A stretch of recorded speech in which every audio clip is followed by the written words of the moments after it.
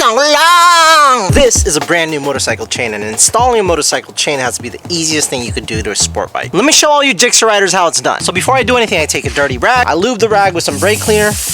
I like using the non-chlorinated stuff, and then I take my brand new chain and just give it a good rub. What I'm doing is removing the excess grease that comes from manufacturing. If you don't do this, all that grease is just gonna fling all over your tires and your wheels. Because if you watched the previous video where I showed you how O-ring chains work, all this surface grease is really just to prevent rust while the chain is in packaging. So you're gonna want to get rid of as much of it as you can before you even install the chain. It's so long! So once you're done giving it some love you long time, you're just gonna feed it from the top of the rear sprocket all the way to the front. Just feed that through, get it all the way around, keep pulling until eventually you can get both ends to meet like that. Now if you've been following along, you know that the important lubrication happens within these pins right here. So what I'm gonna do is I'm gonna take my bag of O-rings, add some lube to the bag, making sure that these are lubed properly. Grab 2 O-rings, push them to the back of this plate, lubricate your pins, you don't need much, and then push it through to the back side. There you go. Grab your other 2 O-rings, slide them on, perfect. Then grab the outer plate and sort of just press that on there. That grease will help keep it on. So this tool is my press tool. This backside plate goes on the back, and this front side plate with the 2 holes will push the outside plate in. All the pins get pushed out here because those are the pins we need to rivet. Using this is pretty simple. You just put it over the plates and then start tightening.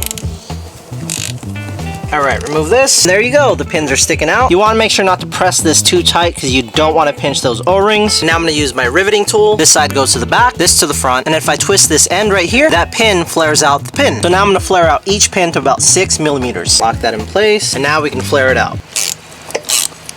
Now I'm going to check the flare size with my caliper, and that's exactly 6 millimeters. It doesn't look like much, but you see the difference? That's flared. That's not. Do the same thing to the other side. That's a little over 6 mil, but I'll take it. There you go, a fresh chain and sprocket.